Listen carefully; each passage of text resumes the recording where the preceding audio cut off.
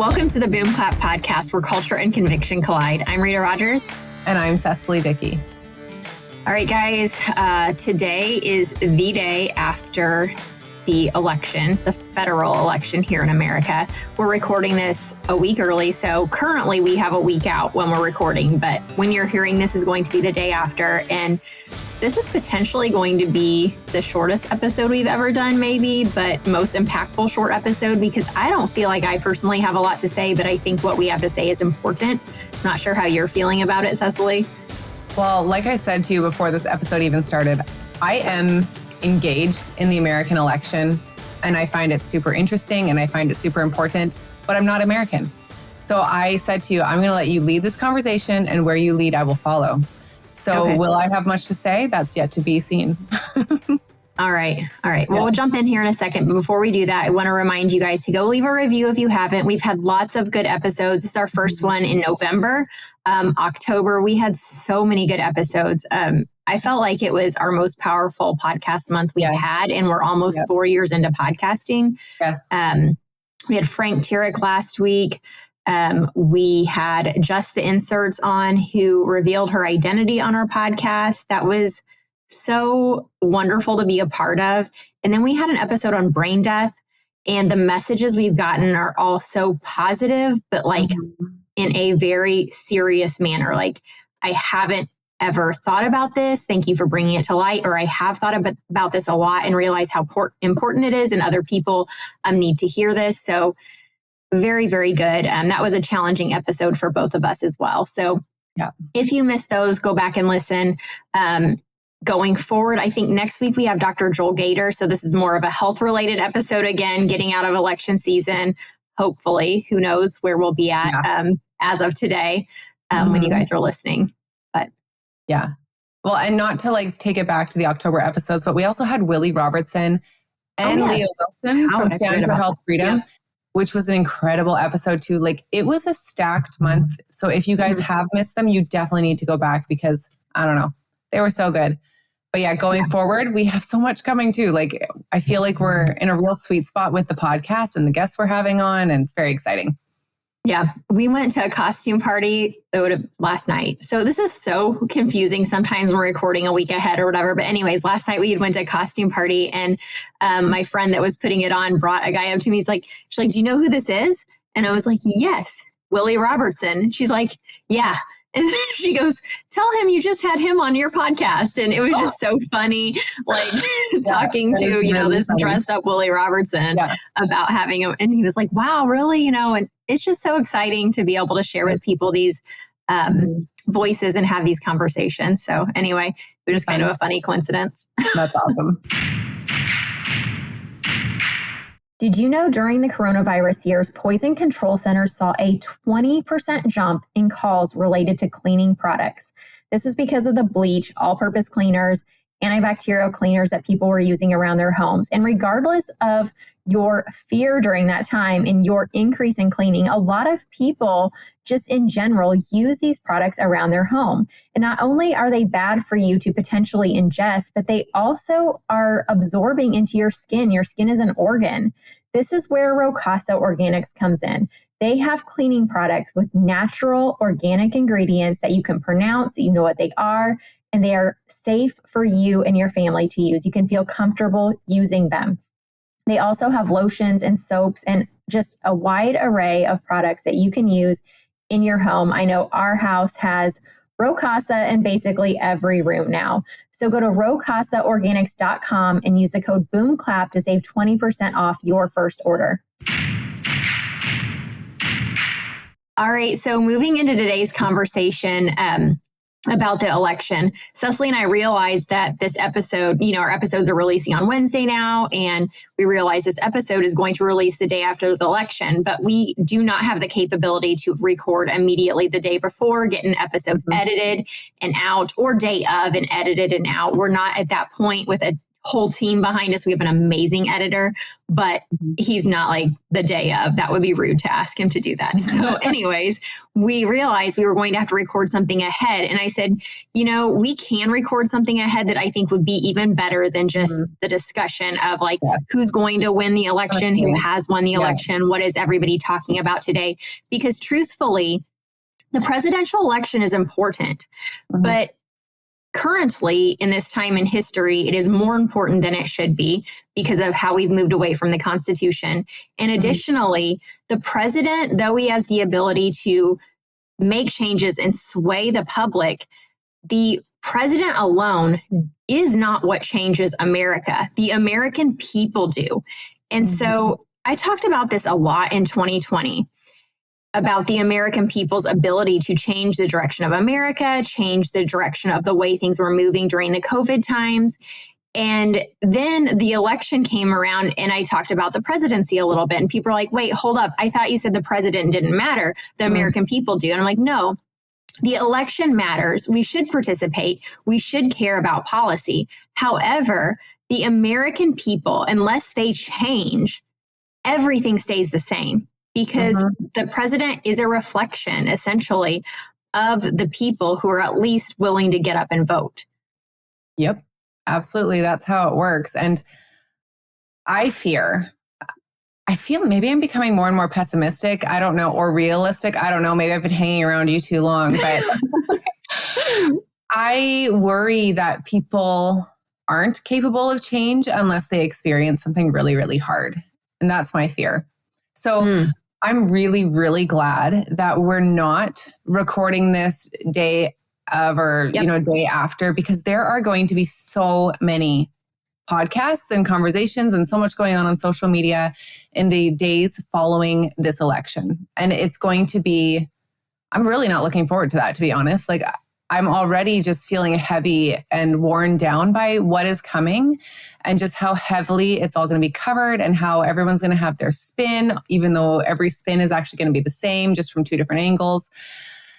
It's exhausting. And in my opinion, it shows more about how the people aren't really willing to change. Even the ones who are talking about these things and bringing to light, everyone's kind of doing the same thing. Do you know what I mean? Do you know what the thread that I'm trying to pull on here?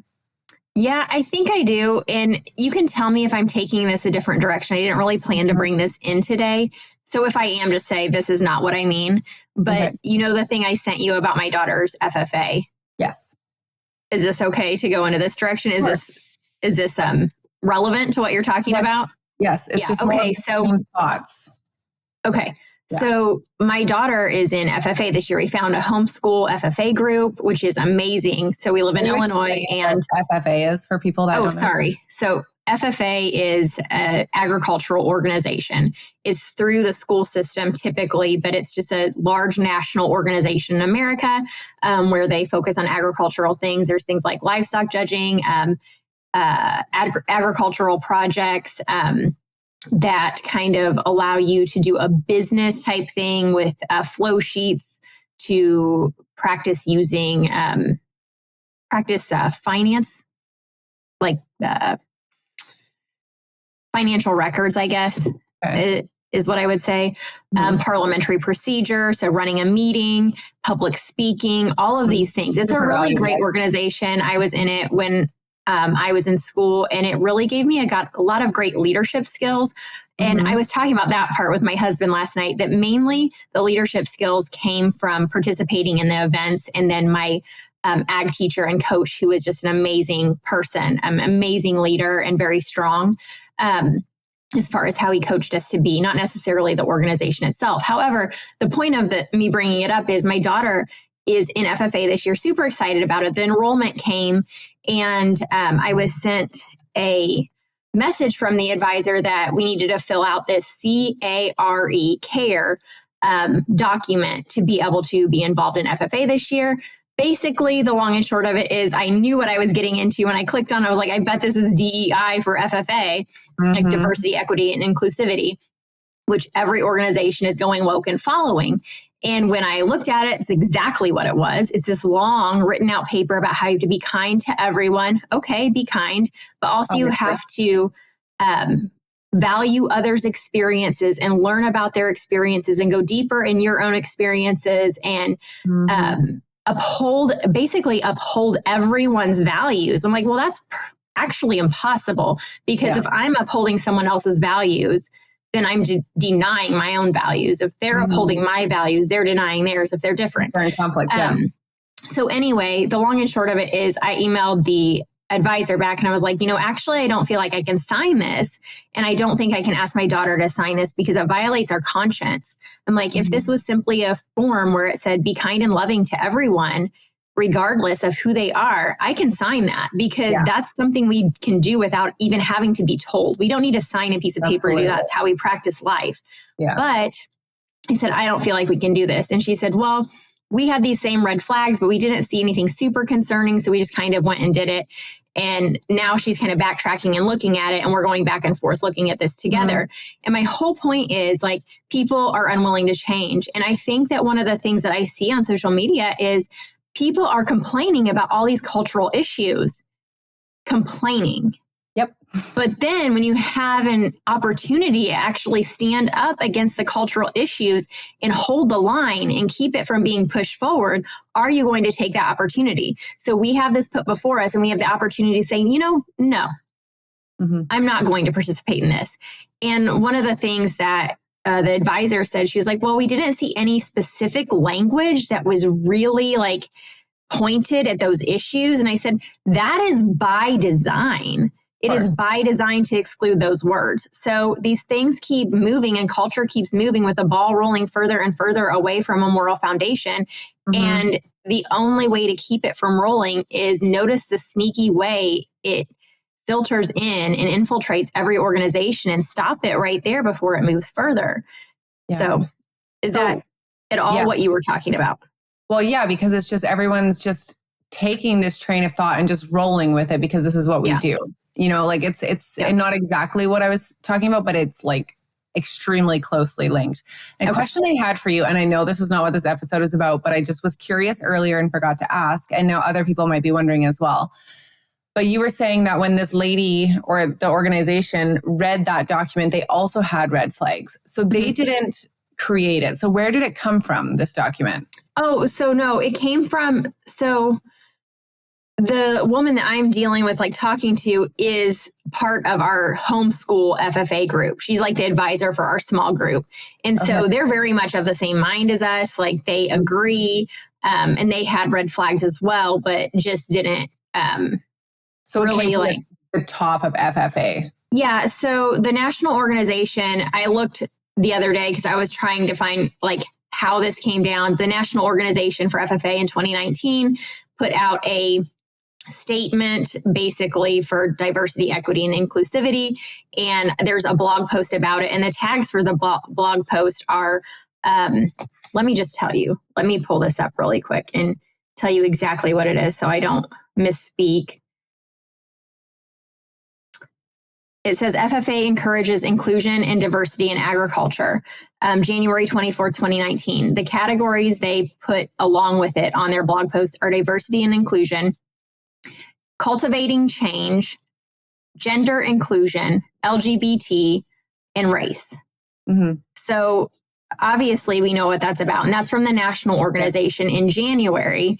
Then in April of 2019, so just a few months later, Illinois Agriculture Education values the diverse perspectives of all members. They made an inclusion statement.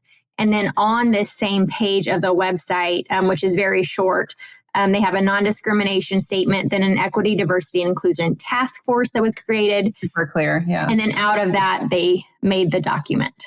And just to be clear, like if people are listening to our podcast for the first time, we don't have a problem with welcoming people of varying backgrounds and beliefs and lifestyles into the things that we're involved in or that you're involved in.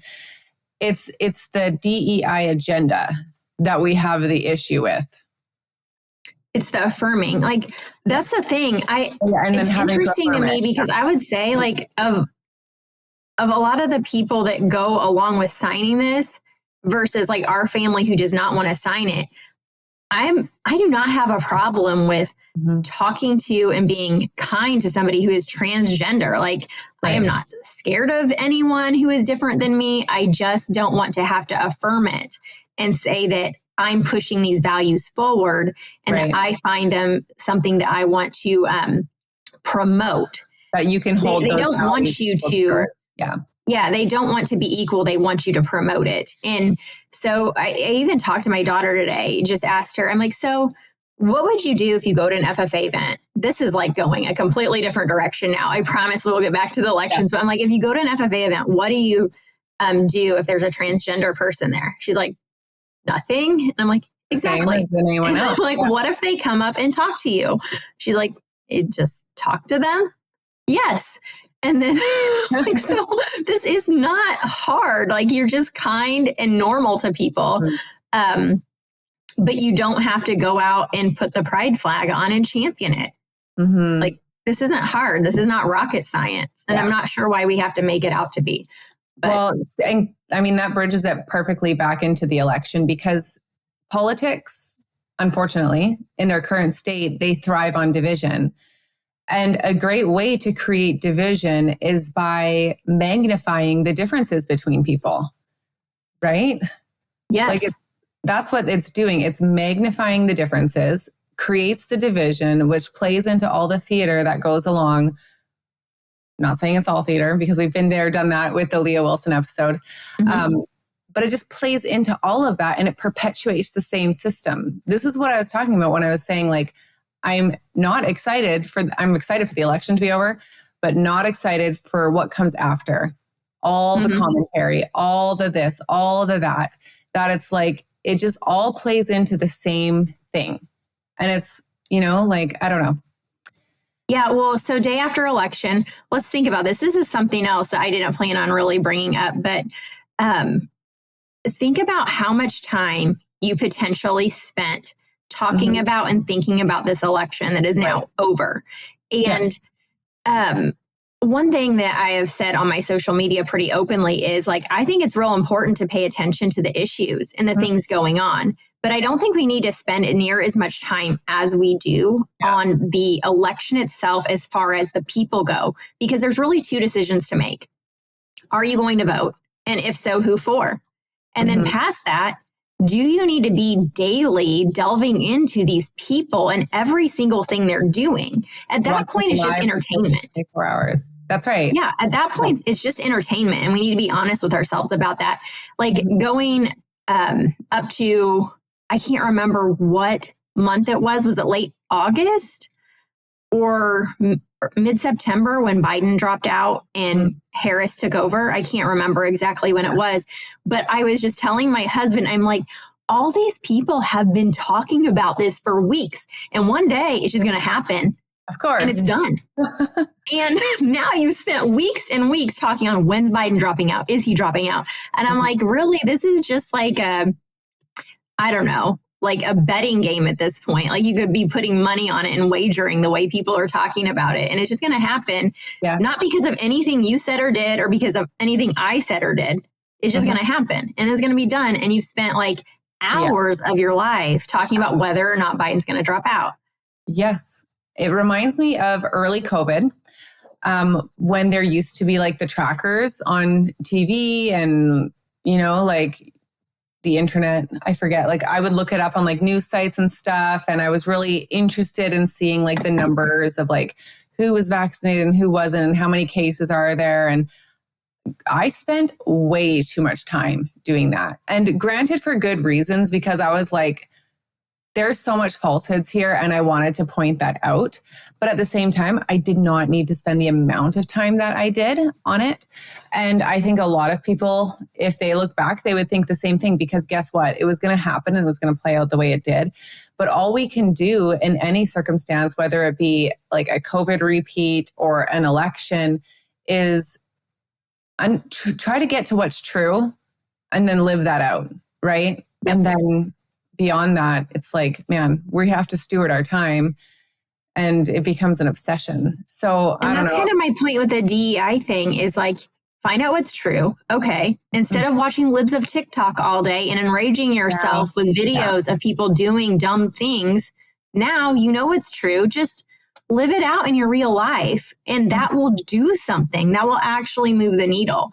So I don't know, back to kind of the election and things, is just like, if the people don't change, if you don't anchor yourself morally to some kind of foundation, then America doesn't change. Because if you're voting with the goal of the president alone changing things, the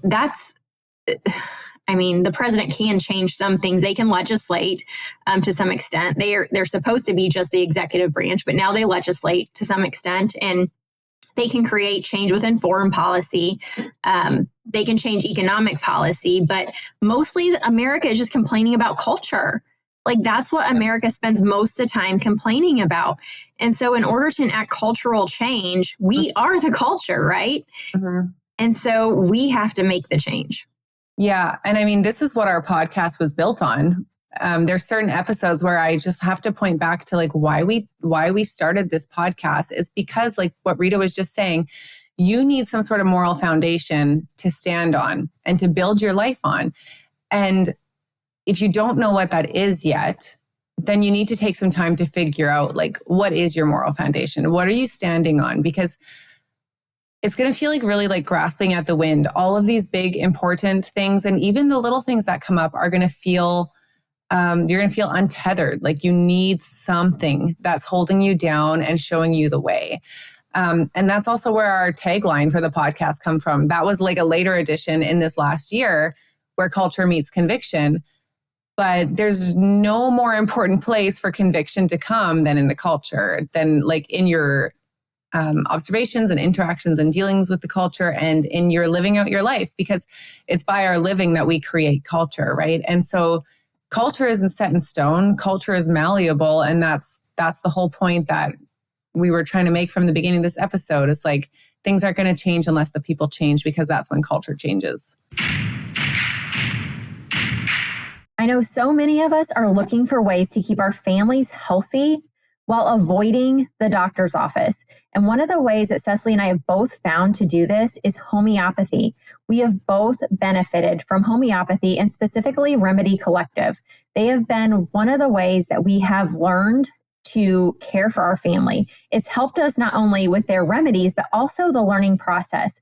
We each have their first aid kit, and in that first aid kit comes a guide with a list of problems that describes what remedy to use for what problem. It's been so helpful to have on hand. So if you guys are interested in learning more about homeopathy, but also having remedies to keep on hand for you and your family, go to remedycollective.com/BOOMCLAP podcast and use the code BOOMCLAP to save 10% on your order. And I think that's one way that the president has recently changed culture, or been more able to change culture. I think I was voice messaging you and I brought up Obama and his presidency. A lot of people don't realize is I will get messages or see comments on posts. They'll be like, things need to go back to like when Obama was president. And I'm like, oh, you don't really understand what happened during his presidency. That was a pretty pivotal moment for America. Mm-hmm. That was a moment where race really got brought back in hardcore, where we weren't having all of these race issues as much, where that wasn't front and center anymore, and everybody was kind of past that. And then it kind of got brought back to light. But there were other things that just got brought up during his presidency. And he really was able to enact a lot of change because of, like we just talked about, people don't have that good, solid moral foundation, and they are more easily swayed by somebody with their stature via politics or whatever. And one way the president does that, we were doing a course on the presidency and things with the girls, and the way the executive branch was designed was basically, and I talked about this in my co-op class, like with the kids there, and we were doing current events. It was pretty interesting to hear their responses, but the presidency was just really designed to be the executor and the executive branch and to uphold laws and all of these things, but they weren't supposed to really have all this legislative power. And now they sort of do by way of changing the way the Americans think. And when I think it was FDR and then Woodrow Wilson that kind of had this progressive idea to change the way the presidency role was viewed. Mm-hmm. And this is kind of what I meant when I said the president and these elections should not have as much power as they do now. Mm-hmm. They shouldn't matter quite as much as they do now, but they matter more because of the way the executive branch acts over time. But so anyway, what I'm getting at is the president was originally just supposed to be executive law. Now they have this additional authority to kind of legislate through way of their popularity. They decided that without changing the Constitution, these progressive presidents of the past decided without changing the Constitution, they could actually allow the president to use more of their rhetoric and popular tone with mm-hmm. the people to be able to sway their opinion. And by way of doing that, it sways their representation and sways Congress. So I find that kind of interesting. And then the more popular a president is, the more power they have in office. And when you have to think of the evolution of it too. So if people are wondering, like, why does it feel like it's at a fever pitch now? Well, it's because way back in the day, the president became known by newspapers, right? Mm-hmm. And then radio, and then mm-hmm. TV, and it just builds and it grows. And now social media, and now like the Joe Rogan podcast, which I actually think is great that you can hear like what kind of person, well, hopefully anyway, as long as they're being truthful, what kind of person they are when they talk for 3 hours. That's great. But it really does, like it's this evolution, So of course they're going to have more power because people are going to identify or not identify more strongly with this person. And I think it also links up with, on last week's episode with Frank Turek, we talked about, can you legislate morality? This is a conversation we've had many times on the podcast. Frank wrote a book about it actually, and we talked about it with him as well. So if you heard last week's podcast, you heard this. If you haven't heard it, you should go back and listen. But we talked about legislating morality and how morality tends to follow legislation, right? And so all of that is linked. The popularity of a president is affecting law essentially now, whereas morality is also affected by law, and it's just this big circle. Yeah. Something else Frank said, and I know that you guys will have it all clear in your head, but this reminds me, he was talking about all these things that could happen if Kamala Harris is elected versus if Trump is elected. And he was saying like doctors might have to yada, yada, like this section of society might have to. And like we had talked earlier in the episode about civil disobedience and our ability to exercise that as needed, even under, what the Bible tells us, like we can exercise civil disobedience. And so I just want to reiterate that all of the things he was saying, may happen or would happen, and people would be forced to do this or that. Like forced is a term that forced meaning there would be consequences if you didn't do something, but you do still have the ability not to participate. You mean external consequences forced on you by someone else. Yes. So yes, absolutely. Yeah. We actually did an episode, guys, way back in the beginning. It was episode 18. I just looked it up, and it's titled, Can Anyone Force You to Do Anything? And we did a whole episode just talking about that. Like, yeah, you may lose your job. If you're a doctor who doesn't do assisted suicide or abortions or these things, you may lose your job, but you're probably capable of getting another one. And who knows, maybe it'll suit you even better. Like, and I don't mean to sound flippant about that, but like Rita, I mean, you loved your job as a ICU nurse, right? But I think you can also see how God used the loss of that job during COVID to, change your life again in a different way. Change my life. Yeah. It really has changed my life. Yeah. Yeah. So anyway, Yeah. I just like when there's a gun to your head, true force, right? Like some sort of external consequence looming over you. There's a difference. Yeah. But I mean, that really is the only true like last resort force is your life, right? Mm-hmm. And so that's where it comes into play, like your faith. You know, I often think like the COVID years were kind of a testing ground to see how willing we were to give in for things, or to give into things, without really that harsh of a consequence. Right. And in the moment, it really does feel harsh. Like, absolutely. It does. And, you know, like, I know some people would say, you know, you losing your job because you weren't the breadwinner. Like, you were working one day a week at the time, which was still a significant amount of money. Like, I bought our groceries, I paid for our insurance. I did a lot of things on that one day a week. Yeah. But I still wasn't the breadwinner. So some people are like, well, that was easier for you. Yeah. And yes, I'll admit it was. Mm-hmm. But at the same time, there are jobs plentiful in America. Yeah. You know, and so especially like within healthcare, you could get a job pretty much anywhere. And there were people who did.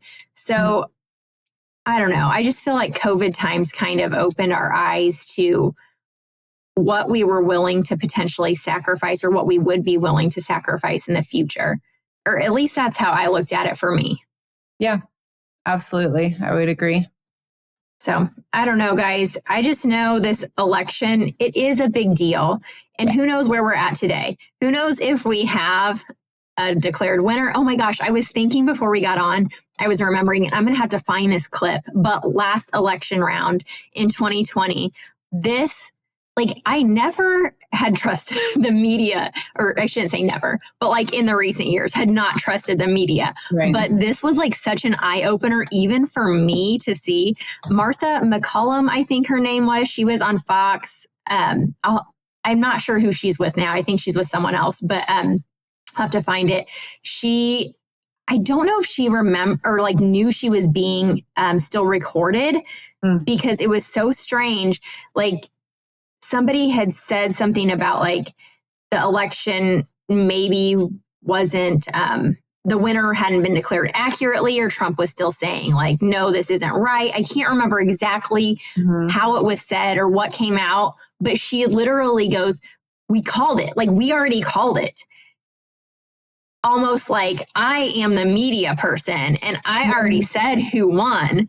Like, who are these people to think they're going to challenge anything? And I was like, whoa, that's crazy. But so anyway, that just reminded me, like, who knows if what the media is going to say today and what the media said last night, if we even have a winner yet. Who knows? I have no idea where we're at today. We will know the day of, like, when we're listening, but like, we're recording ahead of time, and I don't know. Yeah. Just strange times we live in, I guess. Oh, absolutely. It really is. Which is just to like bring it back, which is why you need to have something to tie your moral foundation to. It's why you need to bring your conviction into culture and just live out what you know is true, right? Yeah, absolutely. Otherwise it gets real crazy real quick and you'll get swept away with it. Yeah. Okay. Right, anything else you want to say? No, I think we're wrapping it up there. Oh my goodness. When's the last time we did a 31-minute episode? That's pretty crazy. It's been a while. Thanks for listening, you guys. We're coming into an exciting season, not just because the election's going to be over, but because Thanksgiving is coming up if you're in the States. And Christmas is coming up pretty soon. So like we said, next week we have Dr. Joel Gator on. So that's going to be a great health episode for us to listen to. And a lot about parenting kids and making sure our kids stay healthy, right? And then after that, we have Ruth Ann Zimmerman on. And I cannot wait to share that conversation with you. I was just saying to Rita this morning how excited I am about that. So be listening. And if you haven't listened to that epic month of October of our podcast episodes yet, go back and listen. You will not be sorry that you did. But yeah, please go ahead and leave us a review, a rating, subscribe or follow if you haven't done that yet. We would really appreciate it. And if you want to find us outside of the podcast, you can find us on Instagram at BOOMCLAP Podcast, or individually, I'm on Instagram at cecily.dickey, or my website, thegracetogrow.com. And you can find me, Rita, at ritarogersco.com or Rita Rogers Co on Instagram. Thanks for listening.